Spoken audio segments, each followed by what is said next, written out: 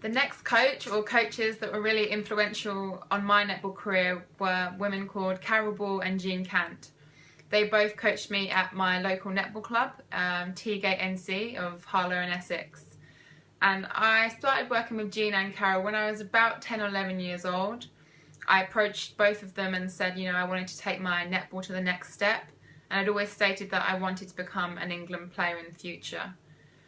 Jean and Carol both took this literally and they did not let it lie down. Every session I attended, every game I played, they were up my back trying, make me a better player and take responsibility for every performance. Even when I was 13 years old, I had a strong message from both Jean and Carol that I had to start doing, the right things, fitness-wise, skill-wise, shooting-wise back then, to become the player that I ultimately wanted to be. My fondest memory of both Jean and Carol was one summer's day when I was about 13 years old. They knocked on my front door. I was ready for a session. We used to drive to netball courts about 10 minutes away, but today we weren't going to any courts.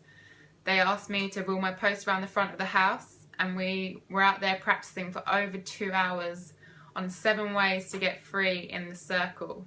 I'll never forget that session for as long as I play netball, out the front of my house, learning how to become, I suppose, an elite attacking player.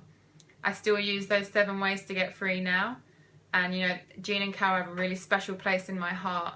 They put a lot of time and effort into helping me become an England player and taking that next step, which was back then into the potential age group camps every weekend.